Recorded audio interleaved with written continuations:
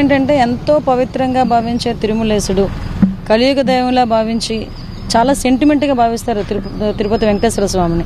వెంకటేశ్వర స్వామి దగ్గరికి మనం వెళ్ళాలి అనుకుంటే కాదు, వెంకటేశ్వర స్వామి మనం చూడాలనుకునేటప్పుడే దర్శన భాగ్యం కలుగుతుంది అన్నంత విశ్వాసంతో ఉన్న ప్రజలందరూ కూడా అంతే పవిత్రంగా భావించే ప్రసాదాన్ని దర్శనం అయిన తర్వాత ప్రసాదాన్ని ఇంటికి తీసుకెళ్ళి 10 మందికి పంచి వాళ్ళు తింటారు. అంత పవిత్రంగా భావిస్తారు ప్రసాదాన్ని. అటువంటి ప్రసాదాన్ని కూడా కల్తీ చేసి వ్యవస్థలన్నింటినీ నిర్వీర్యం చేసినట్టే తిరుపతి వెంకన్న స్వామి ఆ ప్రసాదాన్ని కూడా నిర్వీర్యం చేసే పరిస్థితి కనిపిస్తూ ఉంటే దాని గురించి మేము మాట్లాడుతూ ఉంటే దాని గురించి సమాధానం చెప్పడం మానేసి 100 రోజుల వైఫల్యాలు అని చెప్పి కొత్త కథ అల్లడానికి ప్రయత్నం చేస్తున్నాడు.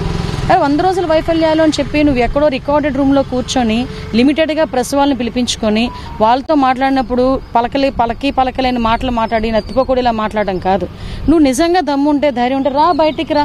నువ్వు ఏ ప్రజలైతే మాది వైఫల్యం అని అంటున్నారు, నువ్వు అంటున్నావు, అదే ప్రజల దగ్గరికి మనం వెళ్దాం. ఈరోజు ఈ 100 రోజుల కాలంలో ఇంచుమించుగా చెప్పాలంటే 100 అభివృద్ధి సంక్షేమ కార్యక్రమాలు చేసిన ఘనత ఎన్డీఏ గవర్నమెంట్ ఇది. గౌరవ చంద్రబాబు నాయుడు గారు మొన్న విజయవాడ ఫ్లడ్స్ వచ్చినప్పుడు కూడా ఎక్కడ కూడా 10 రోజుల పాటు సెక్రటేరియట్ కూడా రాకుండా సెక్రటేరియట్ అంతటినీ కూడా కలెక్టర్ ఆఫీస్లో కూర్చోబెట్టి ఒక బస్సులో నివాసం ఉండి ఆయన పనిచేసిన తీరు విజయవాడ ప్రజలందరూ కూడా చూశారు.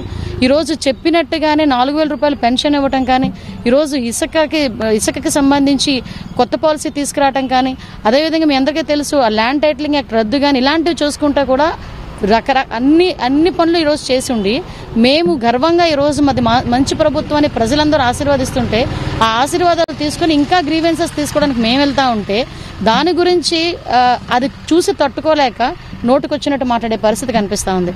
ఈరోజు కల్తీ నెయ్యి యూజ్ చేశారు అని మేము మాట్లాడాం. ఆ ల్యాబ్ రిపోర్ట్ గురించి మాట్లాడరా అయ్యా అంటే మొత్తం అన్ని ఎందుకు మాట్లాడతావు నువ్వు? ఆ ల్యాబ్ రిపోర్ట్ ఎందుకు అలా వచ్చింది? నువ్వు ఇంతకు ముందు నందిని దగ్గర నుంచి వచ్చి 50 సంవత్సరాలుగా నందిని దగ్గర నుంచి వచ్చిన నెయ్యిని ఎందుకు నువ్వు క్లోజ్ చేసావు?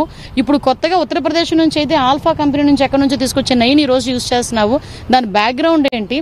దాని గురించి మాట్లాడండి అంటే ఒక్క మాజీ మంత్రి కానీ ఒక మాజీ ఎమ్మెల్యే కానీ దాని గురించి మాట్లాడే అరే పవిత్రంగా భావించేదాన్ని చంద్రబాబు నాయుడు గారు తప్పు మాట్లాడేశారని మాట్లాడుతున్నారు. చంద్రబాబు నాయుడు గారు అనకూడదు కానీ చంద్రబాబు నాయుడు గారు నోటి వెంట కలియుగ వెంకటేశ్వర స్వామి మాట్లాడించాడు అంతే. అది క్లియర్గా చెప్పాలి.